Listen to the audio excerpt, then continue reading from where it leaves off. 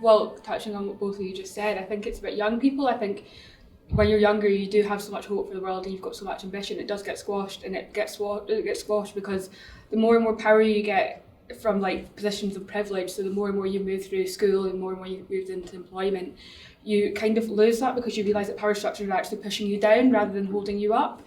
And I think the goals, I mean, I love young people and I love youth activism because it's so simple. It's no more blah, blah, blah. It's climate justice now. It's very, very simple statements that are actually, I hate how we overcomplicate everything. I think we talk in really big words and we talk in really big concepts, but we don't actually put any action behind it. And I think that's where it starts. It starts to listen to young people, and like you go out in the streets, you go to any climate march, they'll tell you exactly what they need in their communities, they'll tell you exactly what you need to do.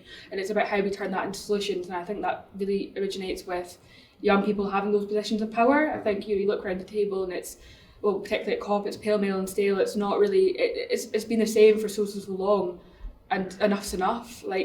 Ask Indigenous communities what they need.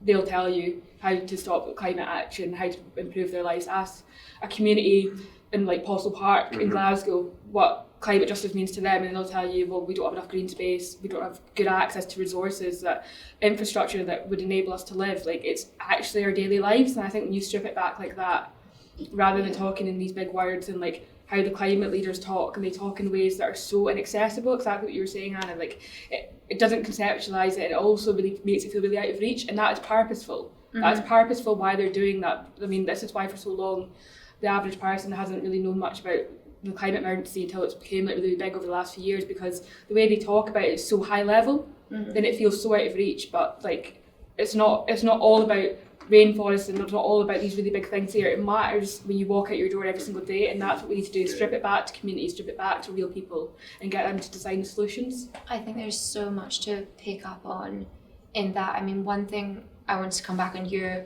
real passion for community solutions is amazing. It's so inspiring, even just like listening to you speak.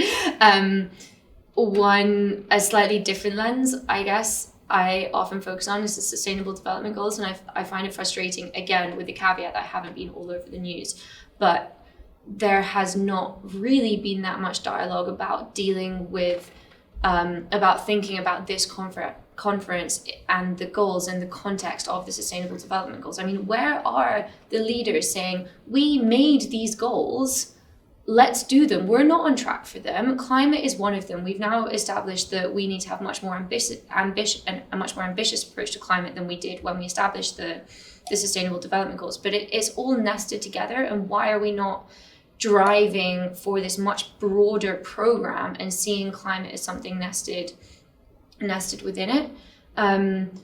One thought I have, which perhaps complements or perhaps contradicts this focus on communities, is where are the massive gains to be made? You know, the focus on decarbonization, the focus on deforestation, the focus on transport, and where are the leaders saying this is exactly where we need to get to by this point in time, and how do we achieve that? If you want to solve any solution, poverty, homelessness, drug addiction, any of these sorts of things, ask the communities lived experience of it, and they will tell you how to do it. And there needs to be an equal chain of decision making, that you start with lived experience, you put it into government, and then they keep evaluating it till it's like a solution.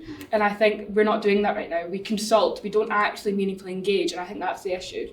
And I would explain. I think you're absolutely right, and I think there should be community. It sounds impractical, but I think it's becoming essential that there should be young and community level activists and representation in most power structures, and that's not just political. I think on the boards of major companies and major polluters, they should have youth representation and community representation, because what was so powerful about the activist buttonholing Van Bern is that he can't hide, right? The guy standing there like getting chewed out correctly in public, right? If that happened to every board meeting, and with that the individual doing it had some power, had some leverage. At the moment, they don't have leverage in that.